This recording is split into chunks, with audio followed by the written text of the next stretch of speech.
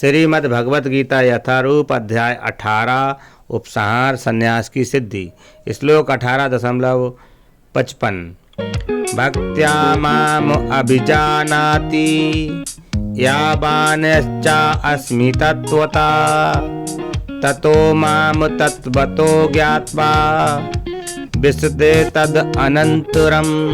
भावार्थ, केवल भक्ति से मुझ भगवान को यथारूप में जाना जा सकता है। जब मनुष्य ऐसी भक्ति में मेरे पूर्ण भावना अमृत में होता है तो वह वैकुंठ जगत में प्रवेश कर सकता है। तात्पर्य, भगवान श्री कृष्ण तथा उनके श्वासों को न तो मनोधर्म द्वारा जाना जा सकता है, न ही अभक्तगण उन्हें समझ पाते हैं। यदि कोई व्यक्ति भगवान को समझना चाहता है तो उसे शुद्ध भक्त के पथ दर्शन में शुद्ध भक्ति ग्रहण करनी होती है, अन्यथा भगवान संबंधी सत्य तत्व उससे सदा छिपा रहेगा। जैसा कि भगवत गीता में 7.25 कहा जा चुका है, ना हम प्रकाशा सर्वस्व, मैं सबों के समक्ष प्रकाशित नहीं होता। केवल पंडित या मनोधर्म द्वारा ईश्वर को नहीं समझा जा सकता। कृष्ण को केवल वही समझ पाता है जो कृष्ण भावना अमृत तथा भक्ति में तत्पर रहता है। इसमें विश्वविद्यालय की उपाधियां सहायक नहीं होती हैं। जो व्यक्ति कृष्ण विज्ञान तत्व से पूर्णतया अवगत है वही वैकुंठ जगत या कृष्ण के धाम में प्रवेश कर सकता है। ब्रह्माभूत होने का अर्थ ये नहीं है कि वह अपना स्वरूप खो बैठता है। भक्ति तो रहती ही है, और जब तक भक्ति का अस्तित्व रहता है तब तक ईश्वर, भक्त तथा भक्ति की विधि रहती है। ऐसे ज्ञान का नाश मुक्ति के बाद भी नहीं होता। मुक्ति का अर्थ देहात्म बुद्धि से मुक्ति प्राप्त करना है। आध्यात्मिक जीवन में वैसा ही अंतर वही व्यक्तित्व स्वरूप बना रहता है, लेकिन शुद्ध कृष्ण भावना अमृत में ही विशते शब्द का अर्थ है मुझसे प्रवेश करता है। भ्रम बस ये नहीं सोचना चाहिए कि ये शब्द अद्वैतवाद का पोषक है और मनुष्य निर्गुण ब्रह्मा से एकाकार हो जाता है। ऐसा नहीं। विशते का तात्पर्य है कि मनुष्य अपने व्यक्तित्व सहित भगवान के धाम में भगवान की संगति करने तथा उनकी सेवा करने के लिए प्रवेश कर सकता है।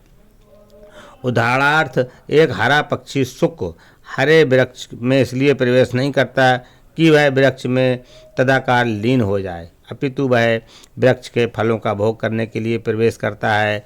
निर्विशेषवादी सामान्यतया समुद्र में गिरने वाली एक समुद्र से मिलने वाली नदी का दृष्टांत प्रस्तुत करते हैं। ये निर्विशेषवादियों के लिए आनंद का विषय हो सकता है, लेकिन साकारवादी अपने व्यक्तित्व को उसी प्रकार बनाए रखता है जिस प्रकार समुद्र में एक जलचर प्राणी, यदि हम मनुष्य की गहराई में प्रवेश करें तो हमें अनेक जीव मिलते हैं। केवल समुद्र की ऊपरी जानकारी पर्याप्त नहीं है, समुद्र की गहराई में रहने वाले जलचर प्राणियों की भी जानकारी रखना आवश्यक है।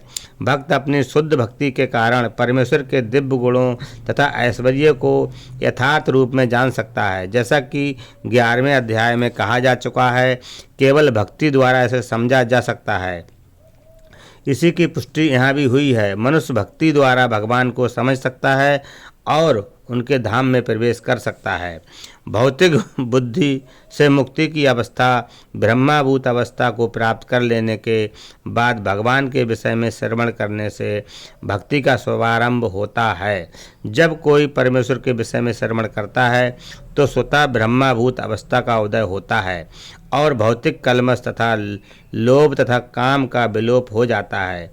ज्यों-ज्यों भक्त के हृदय में काम तथा इच्छाएं विलुप्त होती जाती हैं, त्यों-त्यों वह भगवत भक्ति के प्रति अधिक आसक्त होता जाता है और इस तरह वह भौतिक कलमश से मुक्त हो जाता है। जीवन की उस स्थिति में वह भगवान को समझ सकता है। श्रीमद् भागवत में इसका कथन हुआ है, मुक्ति के बाद भक्ति योग चलता रहता है। इसकी पुष्टि वेदांत सूत्र से 4.1.12 होती है। प्राणायाणात् तत्रापि ही दृष्टम।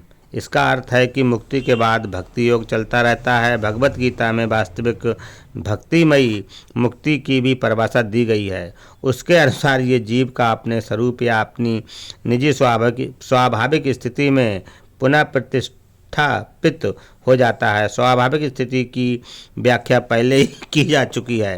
प्रत्येक जीव परमेश्वर का अंश है, अतएव उसकी स्वाभाविक स्थिति सेवा करने की है। मुक्ति के बाद ये सेवा करनी रुकती नहीं। वास्तविक मुक्ति तो देहात्म बुद्धि की भ्रांत धारणा से मुक्त होना है। हरे कृष्णा।